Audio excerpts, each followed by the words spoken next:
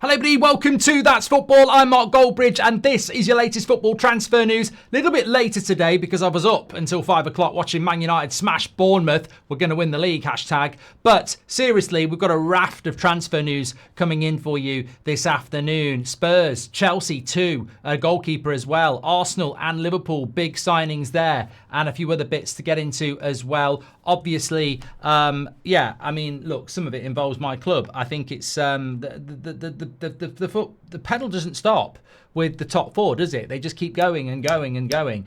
We'll get into that, and we're going to start off in a very, very quick minute. But before we get into that, we are sponsored by Surfshark on the show today. If you don't know what Surfshark is, it's a virtual private network, a VPN, so to speak. It's a leading service for protecting your online data and privacy. Securely safeguards private messages, photos, videos, and sensitive information.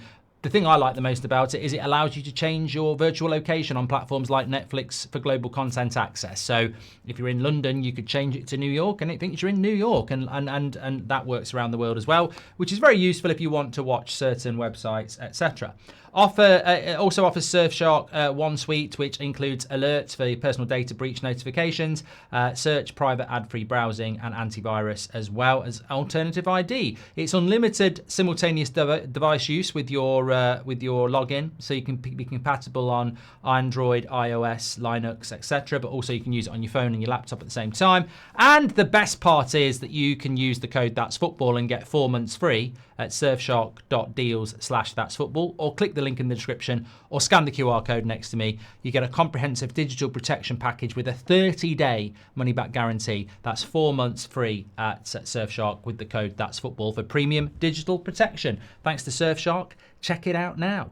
And I've been surfing the transfer news, and there is a raft on that wave, because there is so much information coming in. I'm going to blast through it very, very quickly and give my thoughts on it. But I suppose, first of all, The Guardian are saying that Crystal Palace have informed Arsenal they would have to pay 35 million up front for Eze. Now, don't worry. People are saying, I'll pay it. They also want another 32.5 in instalments. This would make 67.5 million in total.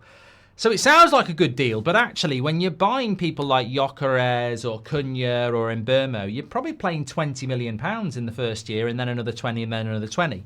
Palace want 35 up front, and then the rest can be paid in instalments, but the total will be 67.5 million. So it sounds enticing, but it's still 67.5 million guaranteed for Eze. Remember, they paid a little bit less than that for Madueke, about £15 million less. I like Eze, but is he worth £67.5 million for Arsenal? Let's wait and see. They've been linked to him for a long time. The feeling is they will get the deal over the line, but will it be a quick one, or will it be one that drifts into August? Crystal Palace haven't spent any money this summer either, and Guehi could be going to Newcastle as well. I feel there's a few clubs. I watched Bournemouth last night against United. They do look decimated. Even their manager admitted they're a long way off Man United, and when you're saying that, it's not like we're great. So I think there's a few clubs that aren't prepped for the start of the season. Clubs that are prepped for the season, though, certainly Liverpool. This is the latest from Fabrizio Romano on Isak. He says Isak wants to win the Premier League and the Champions League, and he believes he can do it with Liverpool. He loves Newcastle and has been very respectful, but he thinks it's time to move on. I've seen Newcastle fans calling him a traitor and this, that, and the other. It's football. That's football, in fact. I mean, I always use Ronaldo. I loved Ronaldo at Man United. We all did. And he wanted to go to Real Madrid. And it was very, very hard to deal with because he is a Manchester United legend, but he threw us down to go to Real Madrid because that was his dream. Ronaldo retains his legendary status. I think it's... that doesn't exist anymore. Wizza has told Brentford he wants to go. Newcastle are interested in Wizza, as per Fabrizio Romano. He doesn't want to train. He's insisting on leaving, and he wants a Champions League opportunity. And Newcastle remain in active talks for Wizza. So you get Newcastle fans saying Isak's a traitor. You're doing exactly the same with Wizza. This is football. I get the frustration. It's not nice when your best player wants to go to a bigger club. But you're going to do the same to Brentford, or are trying to do the same to Brentford. So there is a level of hypocrisy when people say that Isak's a traitor. You're going to get a British transfer record as well.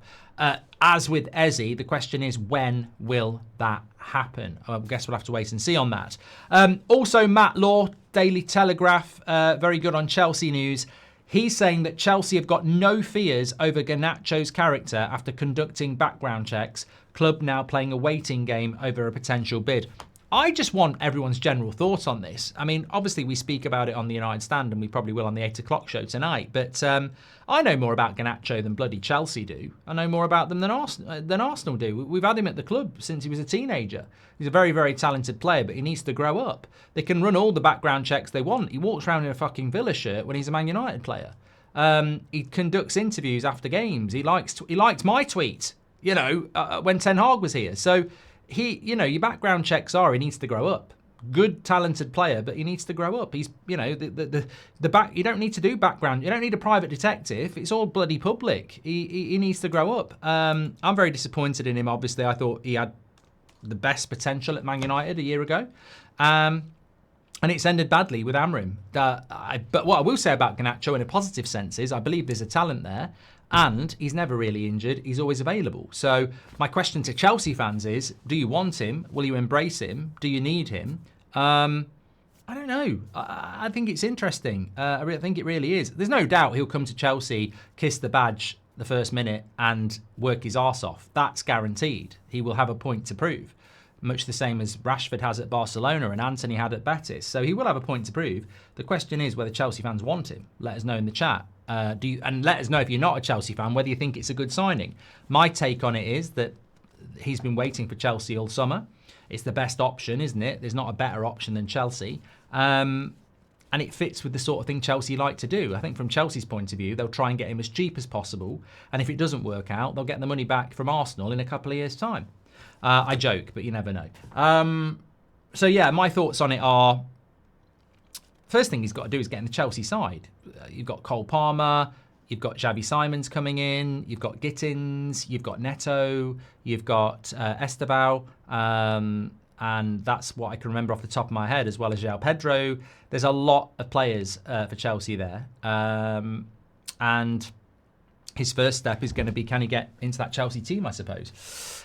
Interestingly, for Chelsea and Man United have been linked to Donnarumma. I feel United are a vehicle here for somebody else. We're almost like an Uber driver to the real destination. You've got PSG as the start point. You've got Man United, the Uber, and we're going to take Donnarumma to the real destination. I don't see United getting Donnarumma. I know he's only got a year left on his contract. I think this has got Chelsea running through it completely. I really do feel that this could be another amazing signing for Chelsea. Now, Chelsea fans might scream and shout and say we can't do it. I personally think Donnarumma is the best goalkeeper in the world.